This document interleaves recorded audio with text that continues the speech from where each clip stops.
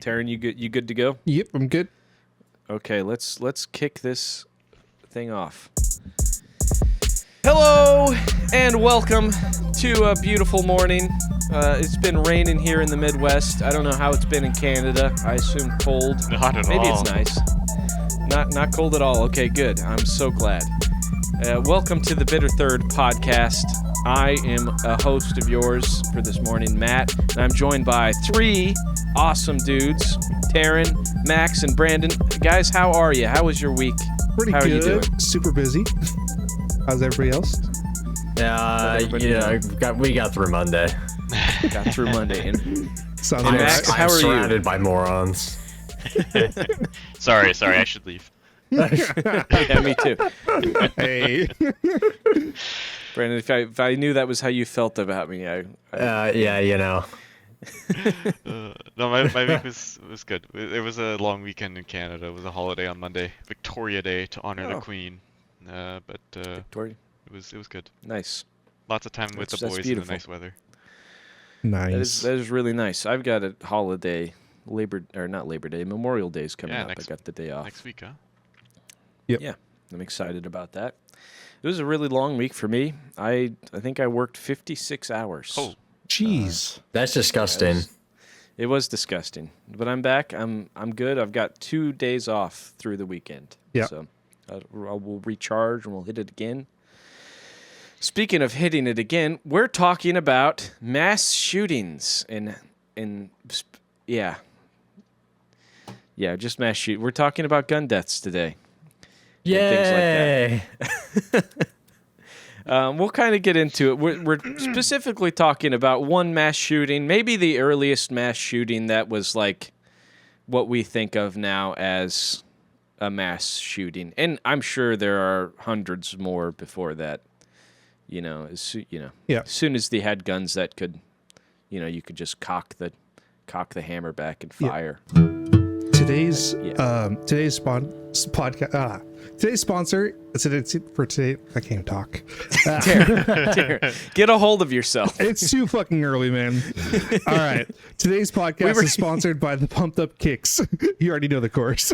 Yeah. Remember that song came out? That song came out the year that I got my license, and I remember driving around at like Casey's, and like the first time you hear it, you're like, "Oh, this is kind of a cool song." Mm-hmm. And then when you finally hear the words, you're like, "This is."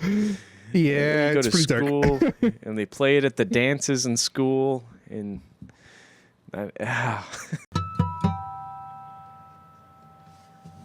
Before we get all the way into the episode, does anybody have any experience with like gun violence or gun deaths or mass shootings? Any like personal experience, just in case? That's a great question.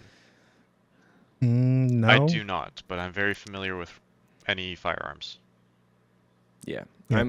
That's the same here. I'm not like personally familiar. I'm like one removed. Last year, weirdly, in our little town or my little town, 2 people were murdered that I kind of know. Not really, like, didn't know them personally, but like, it was, and a thing like could be like, oh, I knew that person, or that person is related to this person, and I know them very well. I can give a small anecdote about gun violence, though. Yes, please. Do you guys remember there was a massive Omaha shooting in, I think it was like 2015 or something, and it was like no, it was probably earlier than that. But it was again at a mall, and there was like several department stores that got shot up, and like there was SWAT teams and helicopters everywhere. It was kind of a huge deal at the time across the country because it wasn't really happening at malls. Well, my brother was at that mall while it was while it was happening. Okay, so that's close enough. That's what I was talking about when I like, did anybody have any relationship with? Yeah, That's great. He didn't take one to the dome or anything. Did he die? No. He was really far away, and it just sounded like people knocking over shelves. And then he exited, and then there was like a lot of SWAT team and stuff. So, yeah, that's awesome. Just crazy. Sounds like people knocking over shelves. Good. Yeah. That's great. Can't remember exact the date of that, but yeah, it was a big headline news story. Well, if I had found that one, I would have put it in here. Because I decided to do this last night. I researched this last night. And by researched, I mean I looked at like several articles and kind of copied and pasted and editorialized. But so yesterday, there were 3 killed in a shooting at San Diego's largest mosque. Ooh. That was yesterday. And we all know, gun violence, mass shootings, big, they happen all the time. This happened on April 19th of this year. Louisiana. A Louisiana man killed 8 children, 7 of his own. Whoa. His family said warning sign preceded the tragedy. That was just a month ago. Yeah, I heard about that one. A day after that happened, 5 people were shot and 2 were hospitalized in East Anchorage, Alaska on April 20th. It's pretty common. There's websites out there you can look at, and it tells you kind of the mass shootings. The big ones, like the 8 children being killed, and that stuff. 7 like of his the 5 own. people being shot. Mm-hmm. 7 of his own. 1 that was not his own. That's real. That's fucking. I hate that. I people like that. Yeah. Man, I just That- don't like them. If you have, That upsets me. yeah, Yeah.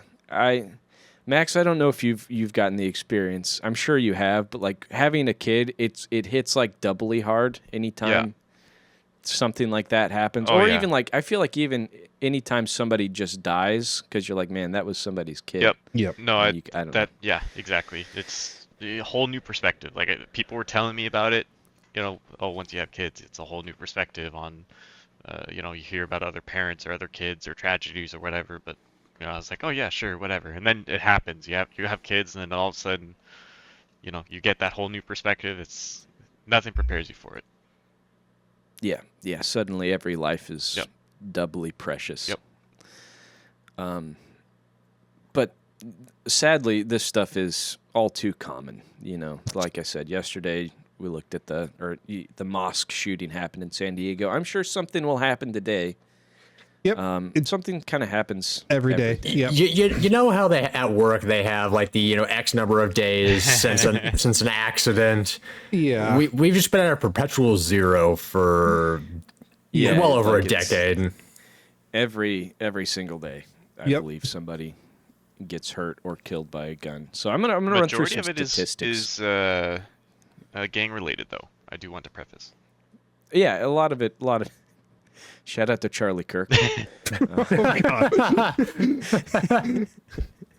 Fucking Christ. Okay. Yeah, a lot of that is gang related. Even I'll go into some statistics here because it's surprising the amount of people like killed versus also suicides. Yeah.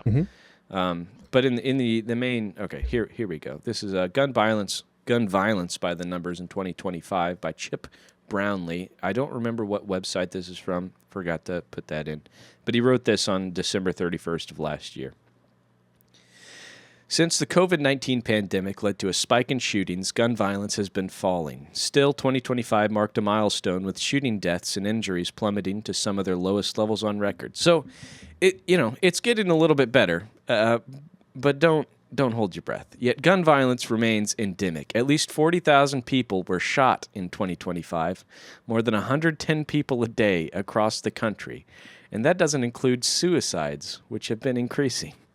So we're at a record low, and it's still really bad. So 14%, the percentage decrease in shooting deaths, excluding suicides.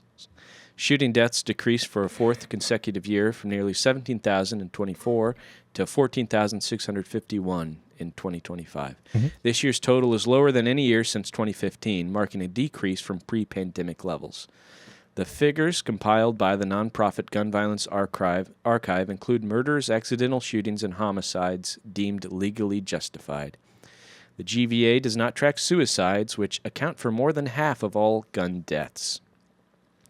So the number of suicides is 16,370. And that was it says that was in the first 7 months of 2025.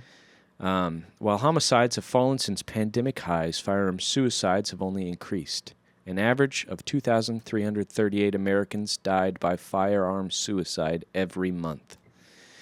Between January and July, a slight increase from the same period in 2024. The most recent available data should that rate hold, the United States could finish the year with more than 28,000 firearm suicides, the most on record.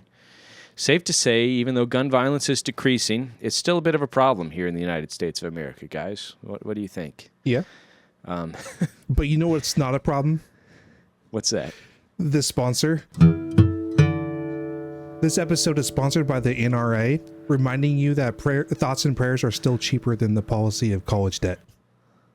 Hell yeah. Oh. Thoughts and prayers, everybody. It won't bring anybody back, but it'll... So, folks, where does all this stem from? You ask? Well, you didn't ask that, but I'm here to say it's complicated. Very. Obviously.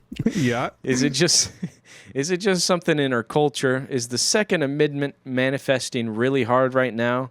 Should that guy Dick Cheney shot have had to actually apologize? Yes to all, but what I really want to dig into today are some of the first mass shootings. And by the first mass shootings, I mean kind of the first one and maybe the second one, barely. Some real Americana. As we approach the country's 250th birthday this July, I want to see how long this has all been going on and maybe give hope or maybe sow despair when it'll all get better. Yeah. Let's dig into it. What do you guys think? What's the first mass shooting that you all remember hearing about? Sandy Hook. I think I have a guess. Sandy Hook. Yeah. I knew about Columbine. Yeah, Columbine when I was was young. older, yeah. I feel like the first one I remember living through, I guess, was Virginia Tech. Yeah. Okay. I forgot about Virginia. I feel the same. Columbine, I remember hearing about, but even when I was a kid and you would hear about Columbine, it felt like that was a one-off thing. You know, I don't know if that's how you guys felt. Happen? I don't remember. 94. That was before my time. Yeah, mine too. 99. It was barely after our... Okay, that's crazy. But still, you hear about it in 99, and then it's not an everyday thing. Kids aren't getting shot every day. Yeah. A lot of that was some of the policy for schools. They didn't really have good reactions to what happens if a gunman walks in, because a lot of the kids just hid under the desk, and that's not a good thing. You want kids moving and running.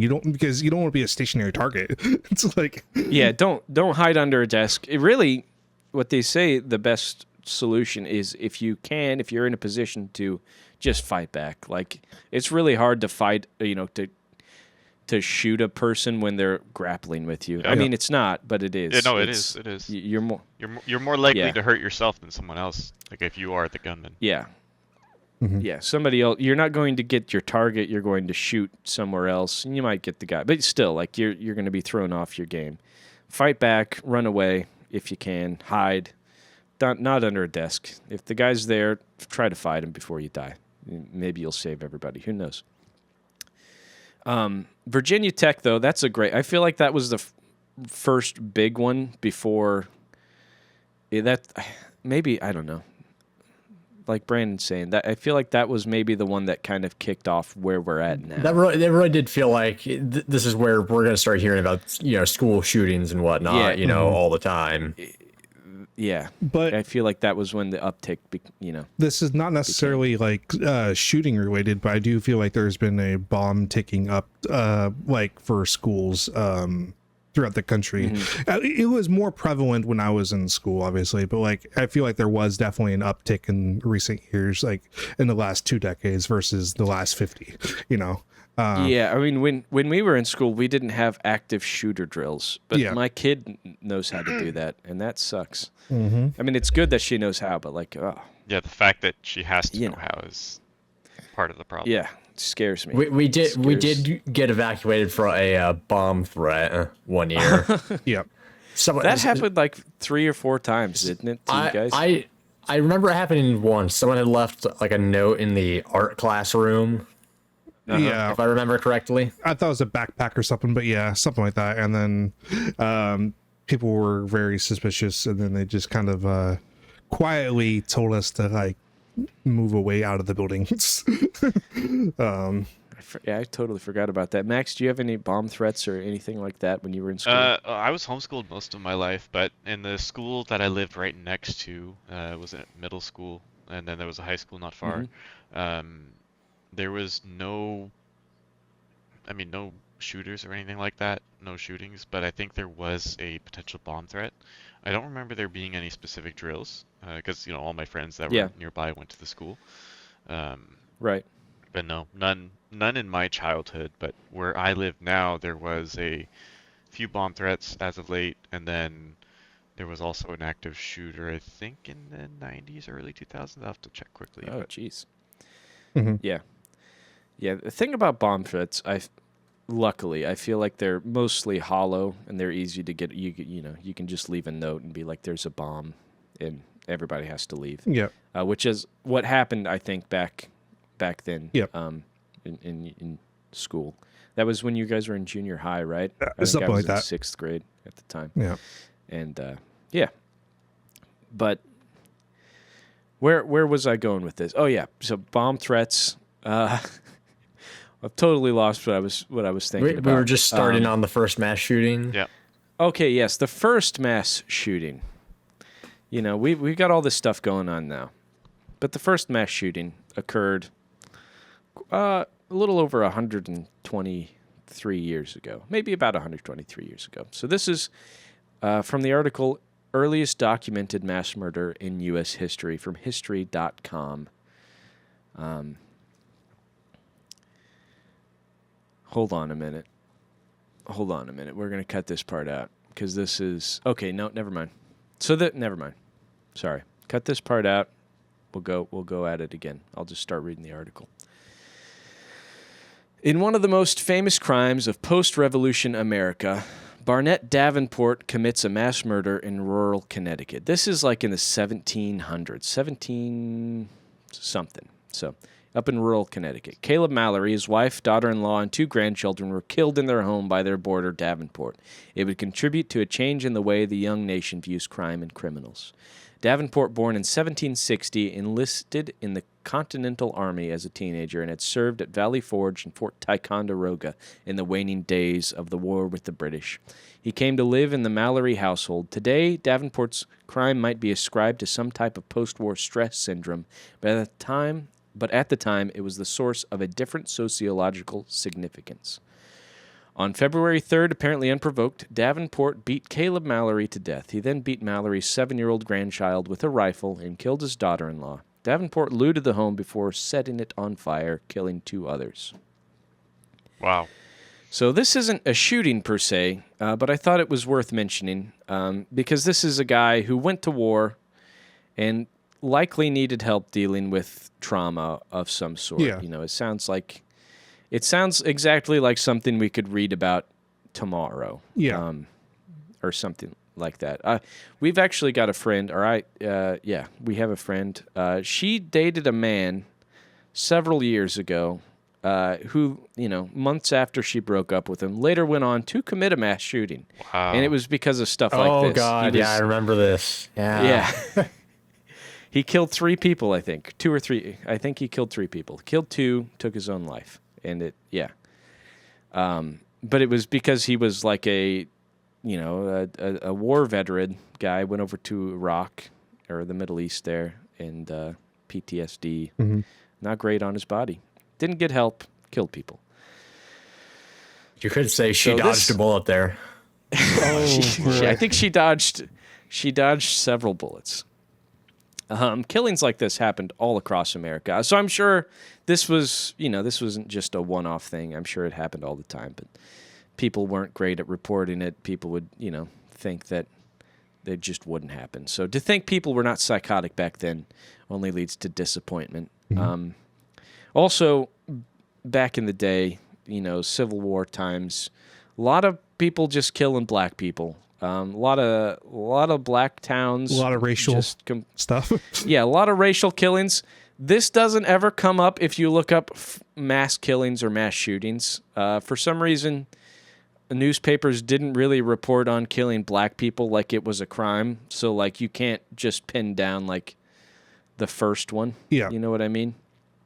So take the rest of this story with kind of a grain of salt, knowing that while this white guy who went to a concert in a small town and killed several people, it was the first white guy did kill other white people. Mm-hmm. It happened to black people all the time. One of the worst ones in United States history. My family was planning a vacation to that place about a month in afterwards, but we were still in the planning stages. It was the Vegas shootings in 2017. Oh my yeah, word. those There's a lot of controversy in that one too. Yeah, so that was October, but we were October 1st, but we were going for Halloween. So like it was pretty close, and there wasn't a lot of people in Vegas when we went for vacation, as you could probably imagine, because they were terrified. But the scary thing about it was just right on the street where the concert was. It was the concert was like in an open field, but the guy was up in the building, Mandalay Bay. Yeah, and just shot. Yeah. I wasn't there or anything, but we were definitely planning vacations to go to Vegas. Horrifying. This is sort of similar to that. Less people were killed, to be fair. Who was playing then? That was like Toby Keith or something. No, not. It was. I forgot what it was. Brad Paisley, something like that. It was a country. Yeah, singer. It was definitely country. It wasn't a country singer. We'll just say that. So let's get to the main event, the thing that we've all been waiting for, the earliest story I could find about a man killing a bunch of people with a gun. And like I said, I'm sure there were more, but this is the one that there's another one about this guy named Howard Unruh who killed a bunch of people in 1949, who you'll look into him when you just Google first mass shooting, and he'll be the first one to pop up. But you'll look into him and it'll be like, no, this is actually the first one. So on August 13th, 1903, Gilbert Twigg shouldered his weapon and started blasting. This is from the article, How a Forgotten 1903 Killing Spree Became America's First Mass Shooting by Sarah Weinman, BuzzFeed contributor. This is from BuzzFeed, guys. And it's a fucking doozy of an article. Have you verified its legitimacy? Because it is BuzzFeed. I have looked. This is one of those rare times when BuzzFeed goes fucking hard. Okay. And I've looked at other things like that. Like there were other articles from newspapers and things that I feel like BuzzFeed maybe just ripped. But yeah, it's all there. There was a lot of editorializing in the BuzzFeed article also. It seems like this lady was getting paid by the word. And my God. So many words. So we'll see what happens here. On August 13th, I already read that. Gilbert Twigg shouldered his weapon and started blasting. When the band called for intermission, the crowd milling and noising about, a small group of boys saw a man creep up from a nearby alley. He wore dark pants and a khaki buckskin coat. However, they didn't see the gun he carried. According to various newspaper reports, somewhere between 1,000 and 5,000 people packed the intersection between 9th Avenue and Main Street that Thursday night. An impressive figure, as Winfield's population barely topped 5,500 at the time. This is Winfield, Nebraska, by the way. Or Winfield, Kansas. I can't remember. Well, it'll come up. Pretty sure it's Nebraska. There wasn't much to do in Winfield that summer. Weekly outdoor music concerts by the 20-piece Winfield Military Band were the best entertainment option in town.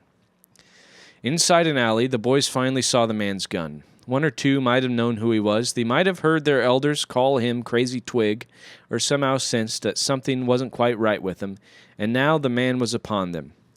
He stared down at one boy. "I'm going to do some tall shooting, son," the man said, "and you'd better run, as I have no desire to hurt you." The boy didn't run. Neither did the others, not at first. The man raised his firearm, a 12-gauge double-barreled shotgun, and said, "I wonder if I can get Cayman." Hearing the band leader's name, the boys snapped out of their trance. Then, as the man dropped to his left knee, pointed his shotgun and cried, "I'll kill every one of you!" They ran as far as they could. They ran as shots rang out and confusion propagated among the large crowd. This whole thing took perhaps 20 minutes. 6 were killed, including the shooter. He died either by his own hand or that of the town's night watchman, which is a story we'll get into in a little bit, George Nichols. A rumor raised hours after the shooting, never fully solved to the town's satisfaction. 3 more died over the next few days. 25 suffered injuries of varying seriousness. When he died in Winfield, Kansas, Gilbert Twigg had few friends or family ties. When he was born in a small section of Cumberland, Maryland, known as Flintstone, he had more family than he could ever possibly reckon with. So let's get into the backstory of this guy. Also, Taryn, like you were saying, sort of similar to the old Mandalay Bay, Kenny Chesney, whoever it was, Brad Paisley, concert shooting. Yeah. Dude, just crazy. We don't really understand his motive. I mean, it's very similar. Yeah. Any thoughts, guys? Anytime you want to chime in, make a joke, go ahead. Don't know that I want to make a joke at other people's. You know? Yeah.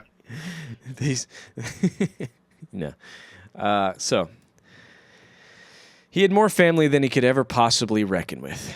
There were so many Twiggs in western Maryland that by the 1860s, the main family manse and surrounding 100 acres were commonly known as Twig Towns. Or not Twig Towns, Twig Town. And the name still lives on as a post office in that area. Decades earlier, the 2 largest Twig branches feuded vociferously and violently over the land.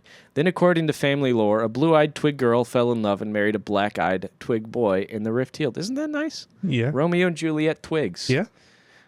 Healing the rift between the feuding families. Crazy. Shout out to incest. Because they were just like, yeah. All right. Gilbert, born around February 1868, was kin to the blue-eyed side. Details of his early life are sketchy, reliant on conflicting census and genealogy records. Gilbert's parents were probably Moses and Catherine Twigg, the latter deceased by the time the 1870 census records Gilbert living with his older brothers Isaiah and John Francis, and their grandparents Robert and Eliza.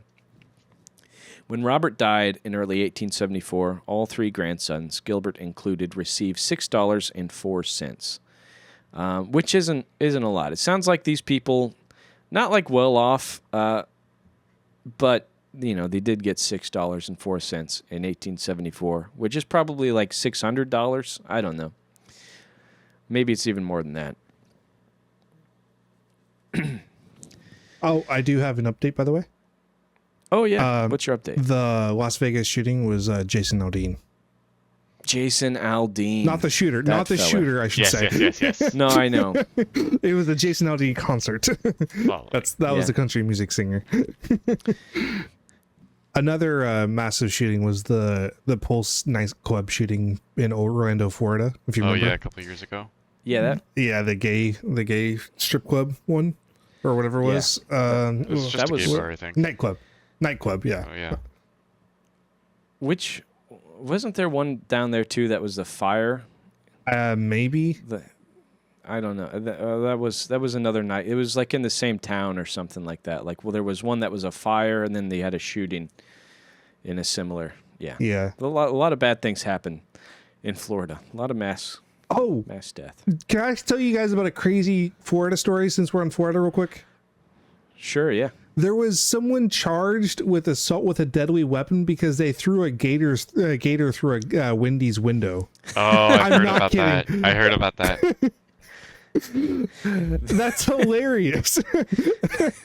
But he threw a gator through a window at a drive-through at a Wendy's, and like as a prank, but like it's not a prank. It's still it's still that's not a prank. Yeah, it's still a gator. It's like a dinosaur. Yeah. You just threw a dinosaur into a fast food restaurant. It's absurd. And now that alligator is that Wendy's mascot. Yes. Yeah, it's got to be. Like, legally, they have to keep it and own it and take care of it. So all the Twigs in Twigtown worked the land, and it's possible Gilbert did too. but when his uncle Argel, nearing 40, took his wife Barbara and headed west to Winfield. In 1887, Gilbert got the notion to follow suit. It's not clear when he first arrived in Kansas, but the Winfield Courier, so good back then at tracking the minute comings and goings of townfolk and visitors alike, recorded Gilbert visiting his uncle for Thanksgiving in 1889. This is how little was Soon going after- on. Yeah, so little is going on in that town. They're like, "Ooh, who's coming? Who's coming for traveler. Thanksgiving? Fucking twigs are back together. Yeah. I just don't. I don't know how. I don't know how papers worked back then. I was looking at old papers a little bit last night doing research, and there was just so much minutia just recorded for what felt like no reason, but I'm sure it was important to somebody. Like there was like, here's how much grain is coming in on the next barge, and I'm like, what? That feels like that should be like a memo in an office, not something in the newspaper. Well, it mattered because that was their food. Yeah, I guess that makes sense. But still, I feel like that, it's only important for several people. But I guess if they get the newspaper, everybody gets the news. Yeah, I don't know. Crazy stuff. Just all kinds of things. So soon after that, Gilbert Twigg began to work as a miller, sifting heavy flour and other materials. He first apprenticed in Burden, approximately 18 miles away, and then worked several years at the Baden Produce Company in Winfield. Twigg made the social rounds and was considered to be bright, with good background and character, not to mention pleasant to look upon, broad shoulders atop of 5'9" for him. This guy is actually pretty handsome. He's not a bad looker. I'm going to posit, though, might be the world's first incel. World's first? Probably not. Yeah, probably not the first, but definitely the first to kill people because he's an incel, I think. He met a young woman named Jessie Hamilton, born and bred in Winfield, and courted her seriously enough to propose marriage sometime around 1894. But the marriage did not take place. For unclear reasons, Jessie Hamilton broke it off.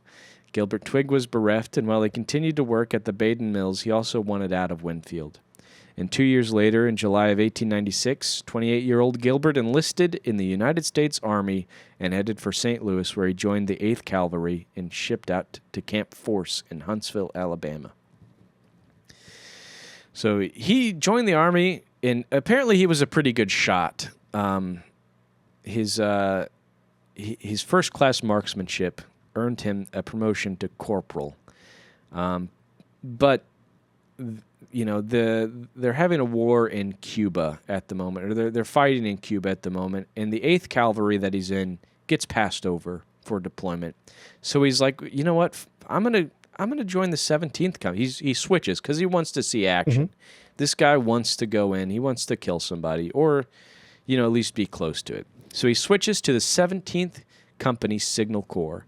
He shipped out in December of 1898, where he was assigned as a telephone operator, but he still never saw combat. And his enlistment expired the following April. Twigg's discharge papers, stamped in New York City, indicated he had an excellent record of service. But he wasn't quite done with the Army yet. He wanted the combat he felt he was denied in Cuba and re-upped with the Signal Corps for a second 3-year term. When he shipped out to the Banate on Panay Island in the Philippines in July 1899, that country was in the midst of its own bloody, brutal conflict with the United States. The Philippine Islands expected independence after the end of the Spanish-American War, but the U.S. maintained them as a colony.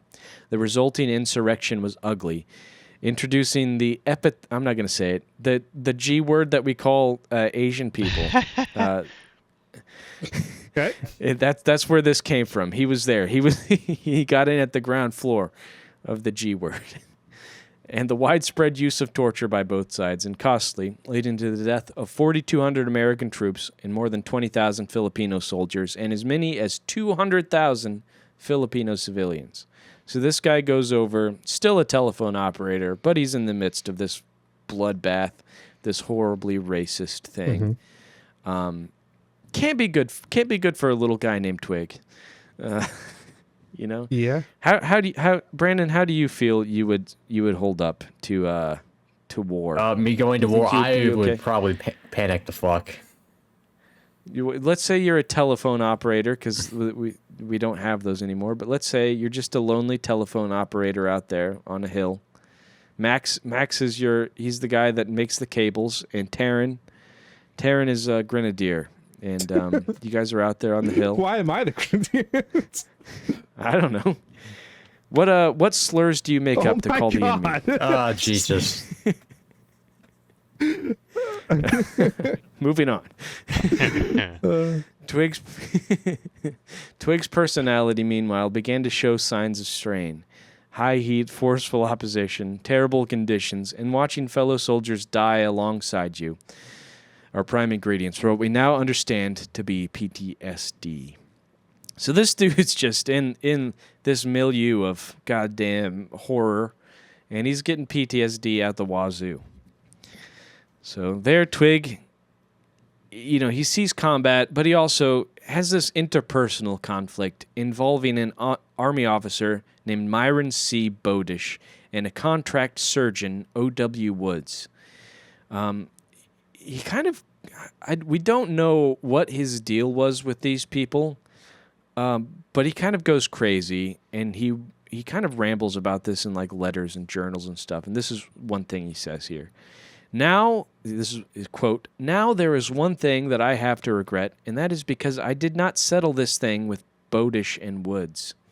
Then I could have gotten what was due me, and this thing would have been over long ago. I would have settled these things then and there, but I lived in the hopes that there would be some end to the thing sometime.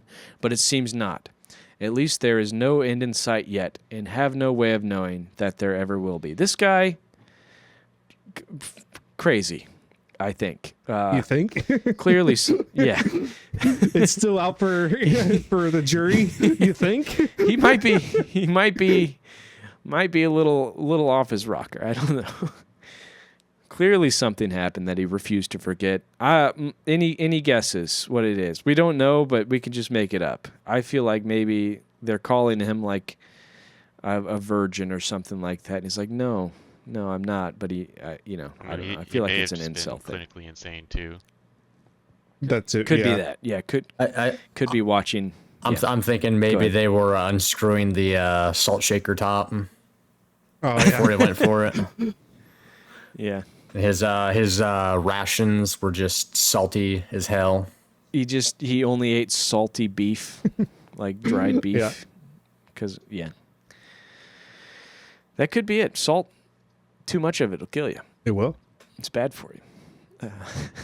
I don't think I needed to say that, but I'm glad I did. Clearly something happened that he refused to forget. And whatever it was, the Army didn't think enough of it to blemish Twig's record. His 3-year enlistment ended on April 29th, 1902, and Twig, by then promoted to sergeant, was discharged in California with another citation for excellent service. He could have returned to Winfield, but instead he went to Montana and found work at the Royal Milling Company in Great Falls, making $3 a day. This dude loves killing people and loves making grain into powder. I don't know what his deal is. Just if you ever meet a guy in the Army who just wants to be a miller, watch out. Yep. Never met somebody so dedicated to the milling trade. I never read about somebody. Crazy. The work kept Twig busy, or so busy, as he wrote to his friend Chance Wells in September of that year, that 4th of July and the coming Labor Day were the only time I've had to myself up till present time, he says. Still, Twig wrote, "I like the work and the place here very much and would like to stay here. This is a beautiful town of about 14,000 population with all the advantages of an eastern town. It is only a matter of a few years when Great Falls will be a great city." Despite Twig's optimism in his letters, he ended his letter to Wells still living in Winfield. Okay.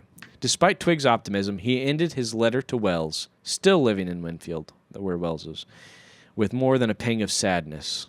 "Well, Chance, I often think of the old days gone by when we used to have so much fun together in our little crowd. Those were the happiest days of my life, and it would have been much better for me if I'd gotten married and settled down as you have done. I have no doubt but what you are very happy, while I am not." So the guy's depressed. Yeah. You know, give him something. Give him something. Come on, he just needs a shoulder to cry on. Yeah, don't give him a gun. Less than a year later, after a return back east to see what remained of his family, Gilbert Twigg returned to Winfield for good. Any remaining sliver of optimism he seemed to have withered away, replaced by an outrageous plan. So now we're going to get into a little bit of that night watchman that may or may not have killed this man on his rampage. This is kind of an incredible story, I think. Maybe not incredible. Kind of an amazing story. A nice story. Good story. Beautiful story. The best story. While Gilbert Twigg grew up among scores of family members before embarking upon a life of solo adventure, George Nichols, the man who may have ended the Winfield massacre, lived a life marked by uniqueness, where he had to be twice as good, if not more so. Nichols' father, John, had moved his wife and 9 children from Topeka to Winfield soon after the town's founding in 1871, when George was just 3 years old. There were other Nicholses in Winfield, including another George. That family was white. John's was black. The first such family in Winfield. It's unclear whether the town treated the Nichols family with rank prejudice. Papers like the Courier, the Daily Free Press, and the Tribune weren't about to document racial slurs or violent outbursts directed at black people.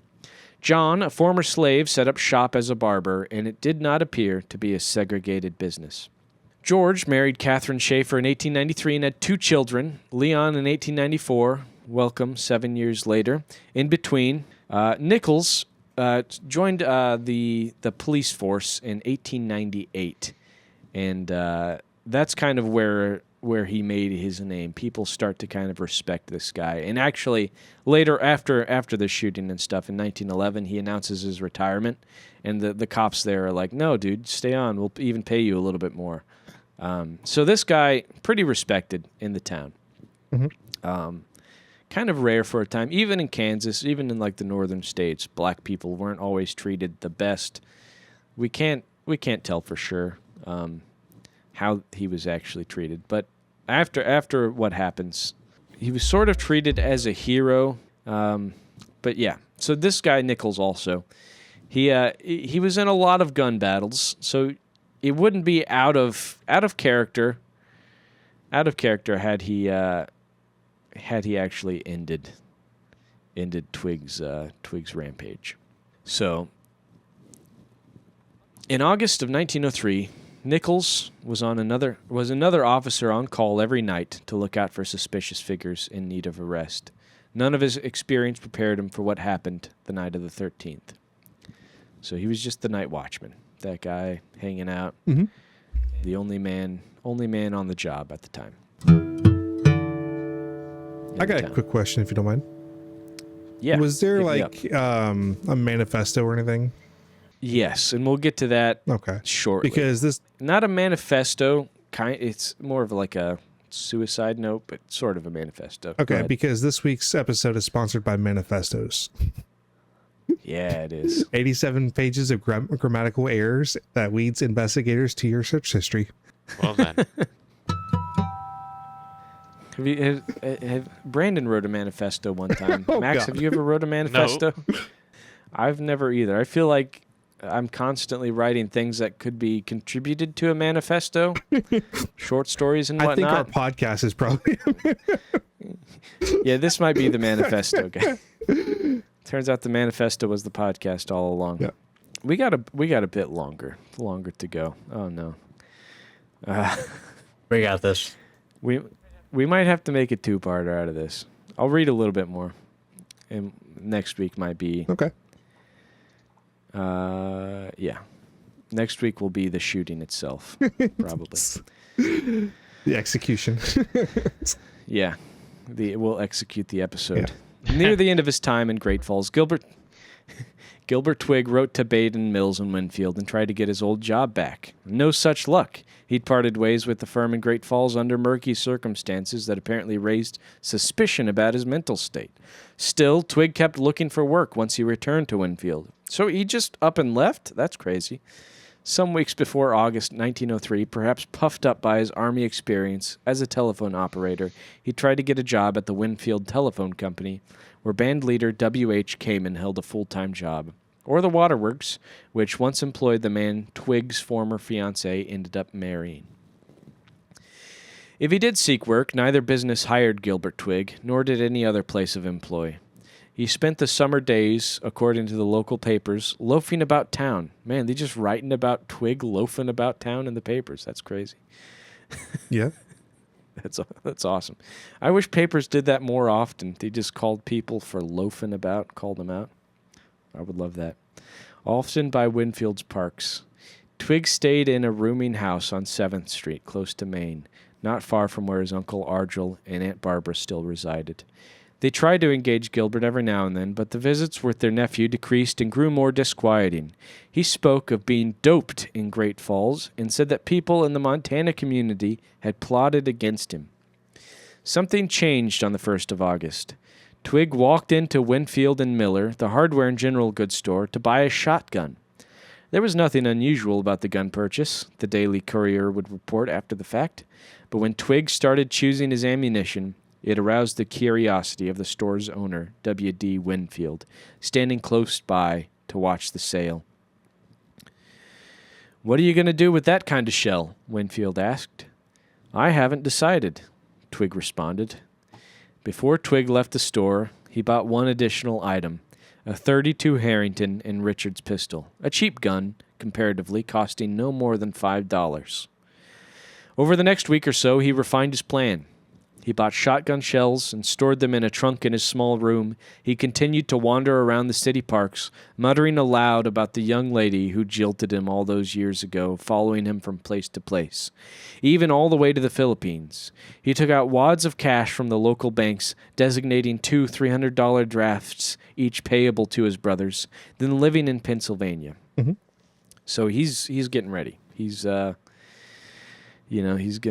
give his family a bit of money, and he's gonna call it quits, I guess. A few hours before the concert started, Twig went to his Uncle Argel's house. Gilbert didn't stay long. I just tapped a thing. Hold on, sorry. Gilbert didn't stay long and said nothing of his plans. Still, Argel noticed the shotgun and the buckskin suit and thought his nephew might have gone hunting. Gilbert left the house around 7 p.m., and Argel prepared to retire for the night. Later, Argel wondered if he ought to have said anything about Gilbert's instability, but since he didn't believe his nephew posed a danger to others, he hadn't wanted to alert authorities. George Nichols witnessed Twig's disturbed wanderings too, and suggested to his police superiors that something be done. But Nichols was reluctant to address Twig directly, according to the 1933 recollections of Roscoe Bell, who witnessed the massacre. George, as being a colored man, very sensitive as well as at all times considerate, felt that while white officers should handle the case. So George, being a black guy, felt like if he were to call a white guy out, he would get in trouble. So that's where a lot of this, did he kill the guy or did he not, come about. And Twig stationed himself in the alley about 125 feet west of 9th and Main as the concert began. And he also brought an express wagon full of shells, buckshot, and a nitroglycerin black powder mix. Twig dropped to one knee like he'd been taught in basic training. He raised the shotgun, aimed at the bandstand. The players arranged themselves in a semicircle around the leader, Kamen. And next week, we'll pick up where Twig left off. One last sponsor. This week's podcast is sponsored by the death penalty, the only career in murder with government benefits. Oh, my word. Fuck yeah. You can do that. You can apply to be a hangman or something like that in North Carolina now. Yeah. You know that? The firing squad, you can be one of the shooters. Yep. That's a real thing. Well, thank you, everybody, for listening to this week's episode of the Bitter Third podcast. I hope you've enjoyed it. I hope you've had a good time. If you have been in a mass shooting or are planning on committing a mass shooting, let us know in the comments below, and we'll get you the help that you need. We do have a depressing fact, I believe. Yes, we do. Let's hear that depressing fact. Well, to kind of go with the theme of death. Somewhere in the world, someone has already had their final conversation with a loved one and didn't even realize it at the time. Yeah. I hate this segment. Yeah, what the fuck? I'll keep them coming, boys. All right. God damn. Well, I hope everybody has a great day. I've been Matt. That was Taryn, Max, and Brandon. Bye. Like, comment, and subscribe. See you next week. See Have a ya. great one. This is the... Mysteriously, I disappear next week. This is the last conversation you all Oh, have. Jesus, don't do that to me. I don't need that shit. Bye. Bye.